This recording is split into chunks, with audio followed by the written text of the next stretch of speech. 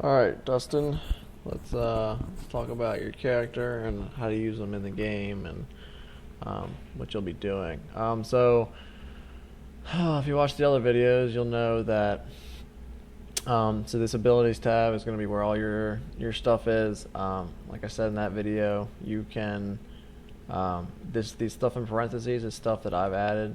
You can edit, delete, or change this stuff in parentheses, or you can add stuff down here. And if you like what I did, I just made a quick note so that way you don't have to keep opening this link every time you want to see what it does. So some of the stuff, it's like the shorter stuff, it's easy to do, but some of the stuff, I don't know. It's up to you. I just did what I thought would make sense if it was my character sheet. But like at any point, you just click the shield and it tells you what it does. So your spell casting, I also this is a kind of a big one here. This has a lot of stuff about like how you cast spells, when you learn new spells, what your spell casting ability is. I mean, most of this is already taken into account through Fantasy Grounds, but like this, that every time you gain a level, you add 2 wizard spells. It tells you how many spells you can prepare, and I think the most important thing is prepare, how many spells you can prepare, and I've put that in parentheses. Basically, you can prepare spells equal to your intelligence modifier plus your wizard level.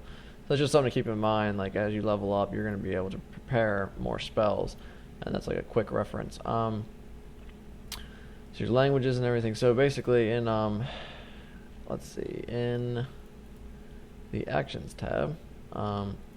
So like I said in the other video, your standard, you're going to leave it on standard and actions most of the time, but you can change it to summary, and summary will tell you. I've done the same thing. It's the same exact thing as the stuff in parentheses. You can change the stuff, edit it. It's like a quick reference, so you know what it does without having to open up the thing. So some of these are pretty self-explanatory, so I didn't add a note. But like detect magic is you get to detect magic. Comprehend languages, you get to comprehend a language. So it's pretty self-explanatory. The ones that weren't, I just added a quick note so you know what they do. And then obviously you click on it, it tells you exactly what it does. So your spell slots. So this is where you're going to be most of the time. This is going to be all your spells that you can currently cast. So these stars, they just mean that you can cast them whenever. Like there's not like a restriction based on how many times per day you can cast them. Obviously, all that's determined by your spell slots. Your spell slots determine how often you can cast your level 1 spells. But the ones without stars are the ones that you don't have prepared. So it's like, hey, look, you can't use this. And actually, if you're one of the only classes, like one of the people that I would actually sometimes recommend actually using combat instead of just standard, because what combat does is it'll hide everything that you can't currently use. So like right now, if I go to preparation, this shows me that out of all my spells, these are the ones that I have prepared, because you can prepare 5 spells and you have 8. So like in the middle of combat, just to simplify things, instead of having all these spells, like, okay, I can charm person. Oh, wait, no, I can't. If you change it to combat, it won't show the spells that aren't prepared. And this is going to be really handy because as a wizard, the wizards get they learn the most spells out of any class. Like you are literally going to have a shit ton of spells. And, it's just an easy way of hiding the stuff that there's no point in looking at because you can't use it. And then, when in preparation mode, this is where you get to pick what you want prepared. And also where you can change your spell slots. So as you level up, you'll be able to edit or change these. Pact magic, that's for warlocks, I think. So all you have to worry about is where it says spell casting. You have 3 level 1 spell slots, and then as you level up, you'll get more. And you can tell how many if you go into your main tab, go to click on your class, and then click your wizard class, and then every class has this chart. And it tells you what you get as you level up. You get these abilities, so on and so forth. But it also tells you your spell slots per level. So it'll tell you, okay, at your level 2, at level 3, you're still gonna have 3 cantrips, but you have, I think, 2 or 3 more because of all your other stuff. So you'll be able to add an extra cantrip at 4th level, and then also at 3rd level, you're gonna have 2 second level spell slots and 4 first level spell slots. So when you level up, I'll probably end up doing it, but you can too. Just so you know how it works. You just change this to 4 and change that to 2, and that's basically it. So let me see. I think so. Then you'll be in combat. You can obviously check these and And actually, when you check the last one, if you're in combat, it'll hide all of your first level, all of your spells, because except for your cantrips, because you technically can't cast any of them. And these will automatically go away when you take a long rest. Or because you're a wizard, you have Arcane Recovery, which allows you to recover some spell slots on a short rest, which most casters can't do. They have to wait till a long rest. So when you take a short rest, you okay, hey, I'm using Arcane Recovery, and it'll tell you how many you recover. So if you've used 3, you can be like, okay, short rest, I'm just going to go ahead and click these, because normally it wouldn't unclick these on a short rest, so you're going to have to manually unclick them, just so we know and keep track of how many spell slots you have left. As far as actually casting spells, let's pull up a map here of where we got. There we go. All right, let's see some stuff here. So if we're looking at a map, let's just say you're here. Let's say that these guys are here and you're here. Sure. So if you let's just use a couple of here. So also what I've put here as so you have obviously your cantrips and your spells level 1, and I've also put your passive abilities that only relate to combat. So like all of these abilities, there's a lot of abilities in here like Ship's Passage and Dark Vision and Trance. They don't relate to combat. So like the abilities tab is going to show you everything that your character has, all your features, everything, combat, non-combat, everything.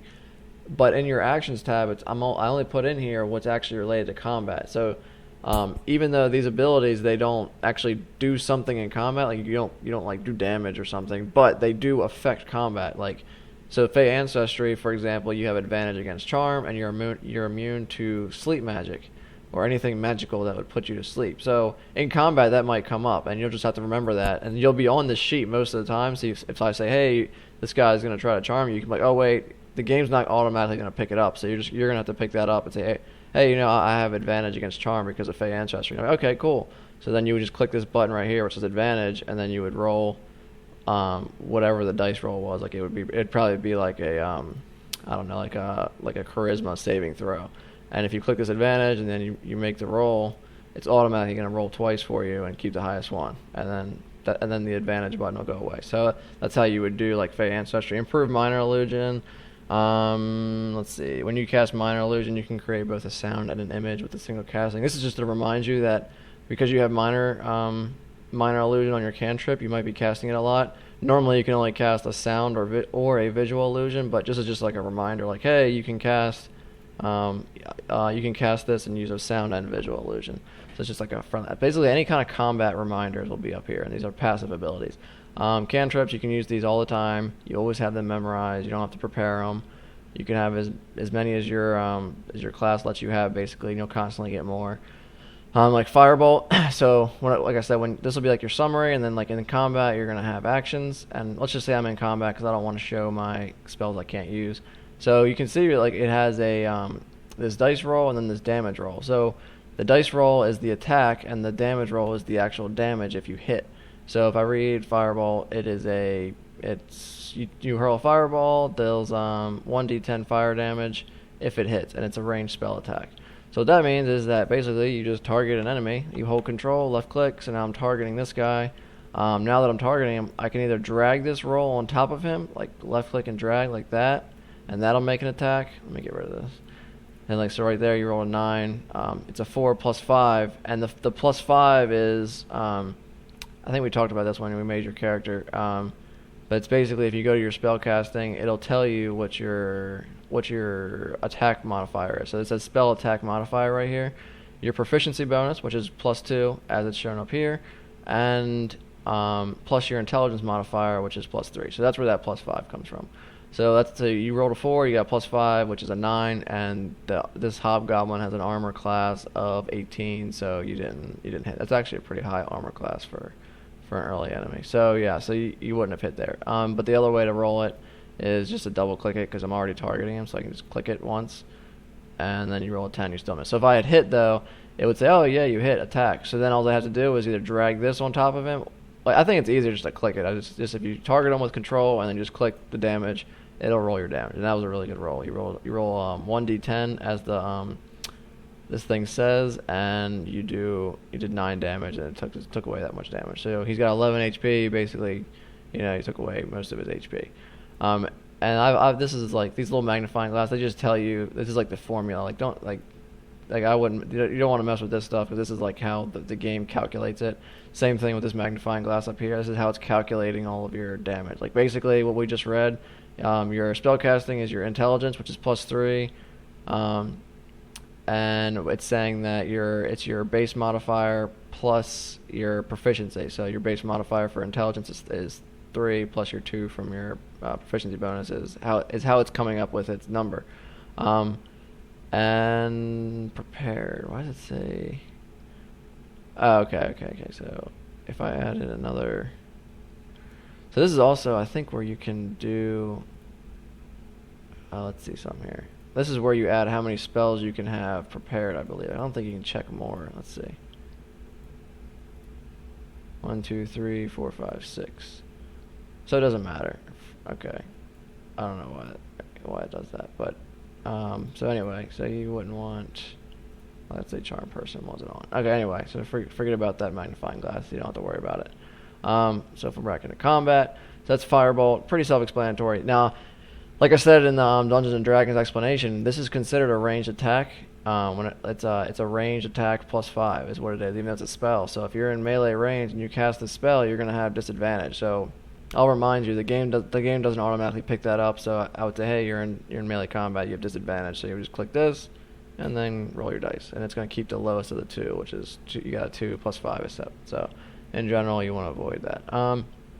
Mage Hand. Now, most of your spells, because you went with a lot of crafty spells, using your creativity to get out of situations and using the spells to your advantage in that way. A lot of these the game can't pick up. Like you're gonna have to explain how you're using the spell, and I'll determine how that affects the enemy and how he reacts and stuff. So it's a lot of your spells that you've picked are going to be more handled outside the game, like between the voice chat. So just keep that in mind. Most of these spells are just in here for you to just to know how much the casting time and the range and basically the description. So that's all these spells: mending, minor illusion, prestidigitation.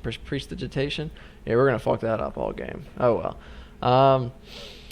And then comprehend language is same thing. Detect magic. Okay, now false life is one of the spells that actually does something in combat. So this one does bolster yourself with a necromantic facsimile. I don't even know what that word is. Of life, you gain 1d4 +4 temporary hit points for the duration. At higher levels, blah blah blah. When you cast a spell using a spell slot. So what this means is that you just click this thing. It's already figured in here. So if I did not want to do that. Let's delete that. Alright, so if I go to the formula, it says 1d4 +4 temporary hit points to yourself. And I think it only targets you, right?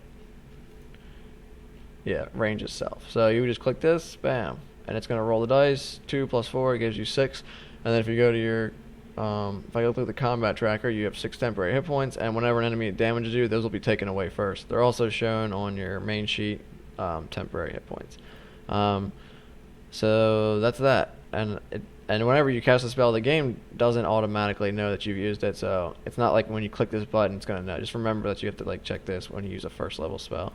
So that's false life. Featherfall is an in-game type thing. And then Witch Bolt is your big that's your big single target spell. So if I'm using Witch Bolt, let's read what Witch Bolt does. I think it hits them.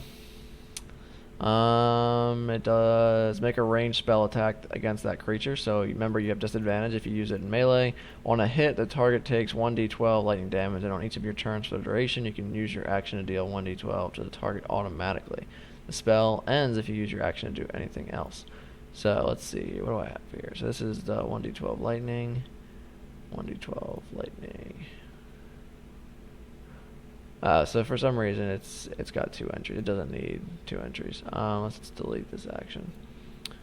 Yes. Okay. So So basically, you have Witch Bolt. So you would just say, okay, I'm attacking him. Does it hit? Wow, you got a critical hit, which doesn't. Actually, you can critical hit with spells.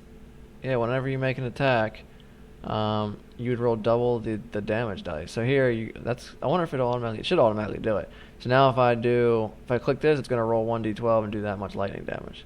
It should do, yep, it automatically did it. So because you rolled a crit, it rolls double the amount of damage dice, so it did 2d12, and you got 13 damage, which basically one-shotted him instantly because he's only got 11 hit points. If he were still alive, this is pretty easy. Basically, on your turn, Witch Bolt, you can spend your action to automatically do it 1d12 to him automatically. So on your next turn, it comes back around to you. He's still alive. On your turn, you're like, okay, I'm going to move over here, and I'm just going to use my action to automatically deal 1d12 because he's still basically, you've got him like a curse with this Witch Bolt. It's like still affecting him. So you could do the same thing. You could either, if you haven't targeted him, you would just target him again and click the damage dice, or if you don't want to do that, you can just say, okay, I'm going to do 1d12 damage. And then he would think, okay, so he took 4 more damage, and that's the end of your turn. And you can do that every single turn. The spell expires, I think, up to 1 minute. So it lasts up to 1 minute, which I think I've said this in the other game. That basically, every round, so every time it goes through everybody's turn, that's 1 round. Every round is only 6 seconds. So 10 rounds is 60 seconds, which is 1 minute. So basically, 10 turns, this spell lasts. So anything that's pretty much going to be an entire combat. Very few combats are going to last past 10 turns. So whenever there's a duration of 1 minute, you can pretty much say, okay, it's going to last the entire combat. But this game will track. It will track the duration. You know what I could do? So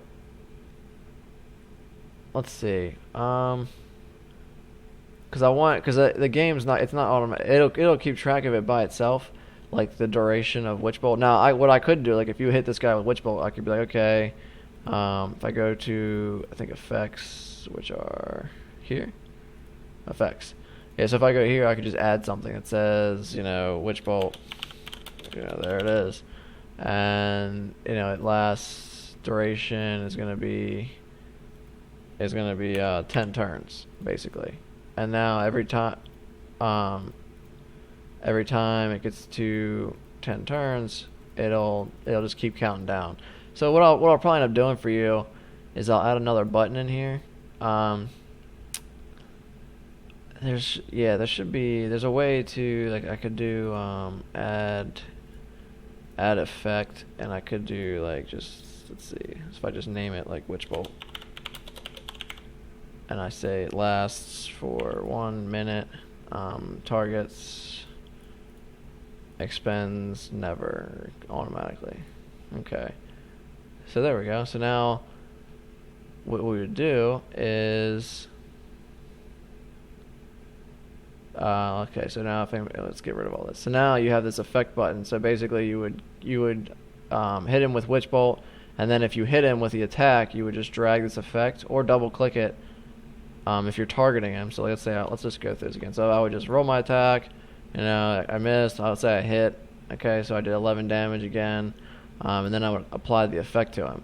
So now the game is keeping track that he has Witch Bolt on him for 10 turns, and it'll keep track, so we don't have to worry about, just in case the game does last more than the fight does last more than 10 turns, it'll fall off automatically. And let's see. Okay, so the next thing is okay, reading your spell descriptions. This is the last thing, actually. So you know how to use your class, how to use them in combat. That's going to be your main thing. You're going to be using these spells to get creative in combat and charm people, or whatever. I mean, it's up to you. Using Mage Hand, but your attack spells are going to be Firebolt and Witch Bolt, and you'll be using those to do damage, as I showed. Now, to read a spell, so this is important. Every spell, obviously, it's they're all going to have a casting time, range, components, and duration. So this is kind of important. So casting time of one action. Obviously, you get one move and one action, and one bonus action and one reaction on each of your turns. Most of the time, you're only going to take one action and a move, and you're going to move and take an action, basically, or action, take a move, whatever. You get one. So basically, Firebolt just takes your one action. You can move and you can attack with Firebolt, or you can attack and then move. Doesn't matter. Most of your spells are going to be one action casting time.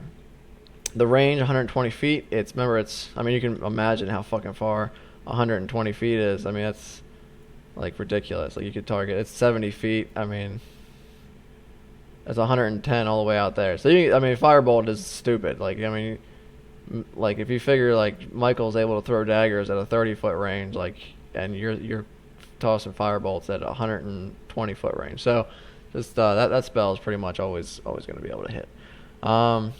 And then the components. So this is more of a flavor thing, but not like this might come up. I'm gonna explain to you what these components mean. They're kind of important and kind of not. So the components are like what you have to do, like the physical requirements to cast the spell.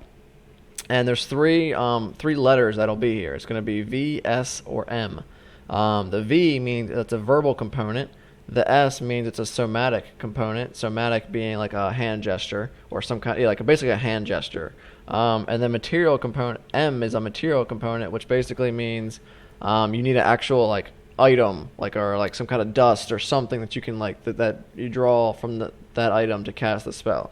So in Firebolt's case, what it's saying is in order to cast this spell, you need you need to be able to say some words to cast it, and it requires a hand gesture. Now, most of the time, it's not a big deal. Like, this is pretty standard stuff. Like, you know what I mean? You have a staff in your hand, which is what you chose. You have a quarter staff, and then you have an actual staff. So this is an arcane focus. So can the quarter staff be used as a focus? I don't think it can. Let's see. Yeah, it's just a weapon. Okay. So anyway, you're gonna have this staff in your hand. Basically, this fuck. What was I saying? Okay. So you're gonna have a staff in your hand, and you're gonna cast a spell. So the verbal component, basically, you just say something. I mean, it's up to you. You can make shit up or whatever. I mean, it doesn't really matter.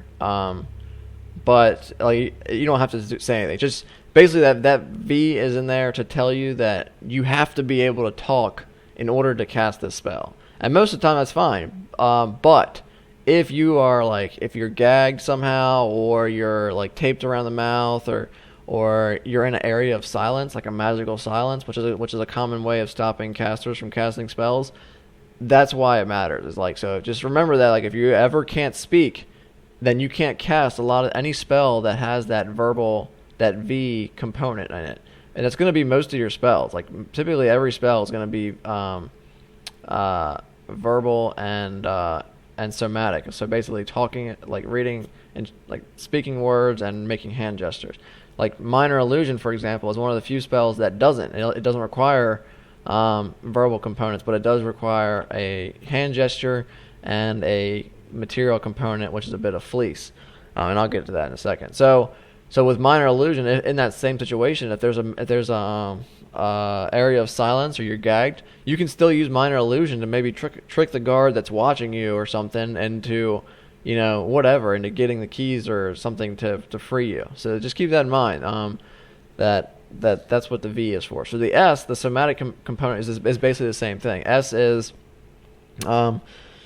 basically, if your hands are tied, you also if you can't move your hands and you're just completely bound, you can't make a somatic gesture. You can't use your hand gesture to cast a spell, and most of your spells are going to have a hand gesture. So that's just something to keep in mind, is that if you can't, you really, most of your spells have that component to it, like that gesture component. So you're not going to be able to cast spells mostly if you're somehow bound, like your hands are bound. And that also applies, like if you're in combat, you need to have a free hand. So if at any point you have two things in your hand, I lied. No, you're fine. You're fine. I'll explain that with the next component. So the next one is the material component, which This kind of threw me off when I first read about it, but they do throw something in there for you. So basically, a material component is like 2 lodestones or a bit of fleece for the minor illusion spells. So it's like, oh, that's kind of stupid. So now I got to carry around all these items to cast these spells. Well, no, you don't. And that's where your spellcasting focus comes into play. So if you look at your spellcasting ability, which is here, and you look at, I think spellcasting, where is it? Spellcasting, you can use an arcane focus as a spellcasting focus for your wizard spells. So a spellcasting focus allows you can use a spellcasting focus in place of any material components. So for example, if you were a caster that didn't have a spellcasting focus, which I think there are some, or you want to be able to cast spells like that. Let's say you don't want to carry around a staff or an orb or a wand or something. You want to cast spells by by literally carrying around items, kind of like an alchemist almost. Like you're using these items to make these magical effects. But that's not how most casters are going to do it. They're going to have a spellcasting focus where they kind of channel their magic from, not from the item itself. So whenever you see this M, that just means that you need to have access to your spellcasting focus. So in your case is the staff. So if at any point you don't have your staff in your hand, or it's not with you, you got disarmed or something, then you're not going to be able to cast anything with an M in it. So just keep that in mind. So, and what I was talking about earlier about the somatic components is that about not being able to dual wield or whatever. Basically, your the hand that you use that you have the spellcasting focus with, you can make gestures with that hand. So basically, you're holding the staff, you're channeling energy through the staff, and you're also making the hand gestures with the staff in your hand. So you can kind of do both with that hand. So it doesn't matter if you have a quarterstaff in one hand, your staff in the other. You can still make the gestures even though you're holding 2 things in your hand, because you can make gestures with the spellcasting focus. So if any of that's confusing, I know it's kind of like not a lot, but I mean it might be hard to remember. I'll remind you in case it ever comes up. Most of the time, none of this is going to matter. You're always going to have your staff. You're always going to be able to talk. You're never going to be, you're never going to have your hands tied or whatever. You know what I mean? Like, you're going to be able to cast spells most of the time. And if you can't, then, I'll probably remember. And if I don't, maybe you can remember. Who knows? Whoever catches it first, I'm like, oh, wait, your hands are tied. You can't cast that spell because it has a somatic component. Or you're gagged, so you can't use that spell because it has a verbal component. So on and so forth. The only exception, there's one exception.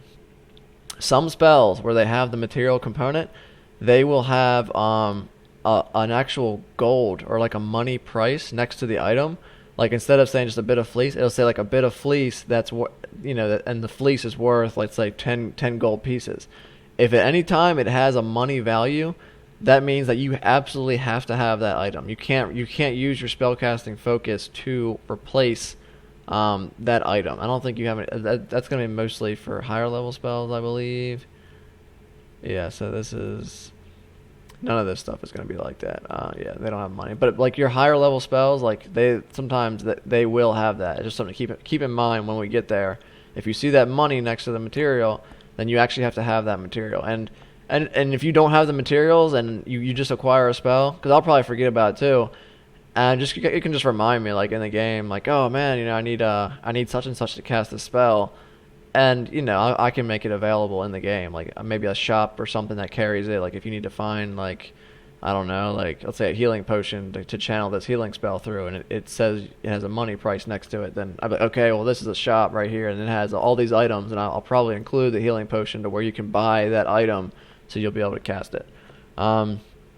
And let's see. So after that, that's the big one, is component. Range.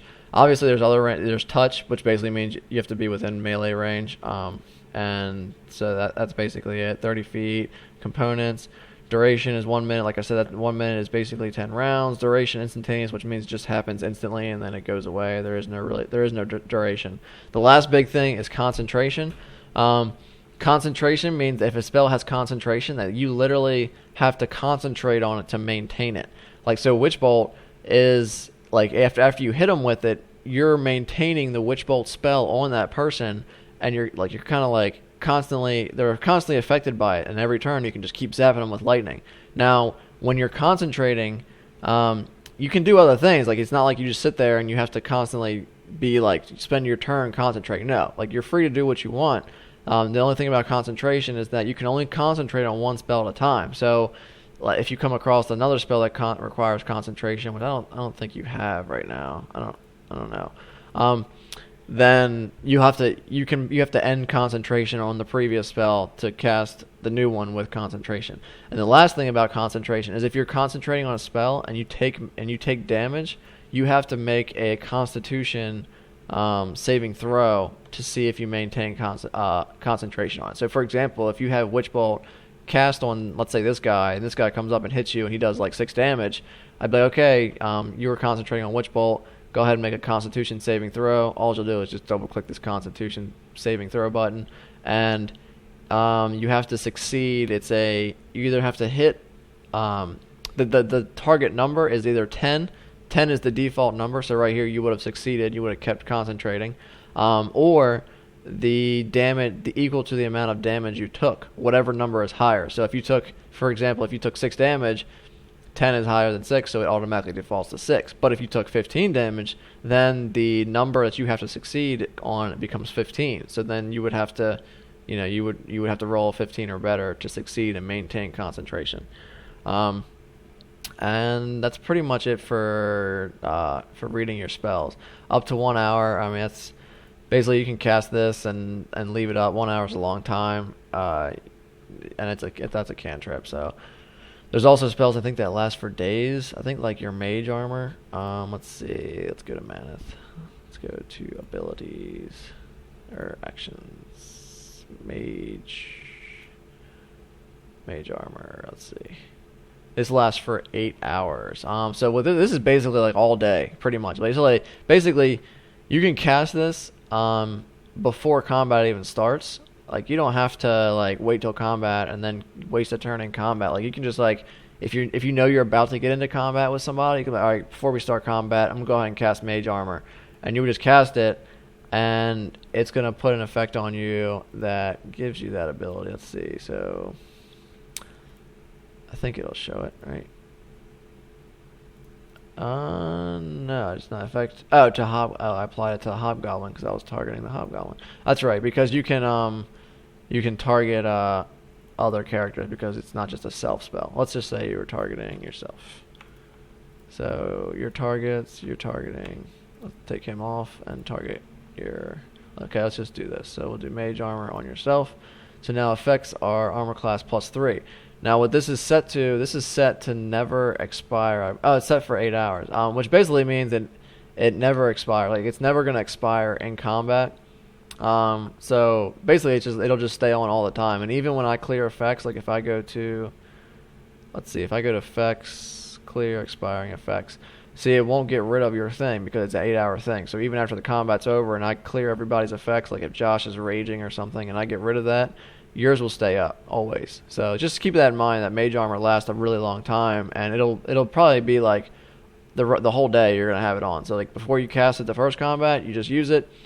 It costs a spell slot, and then you're good for the rest of the day. And then if you fight 4 times or 5 times, you're probably gonna have Mage Armor for the whole day, unless somehow it lasts more than 8 hours, which it probably won't.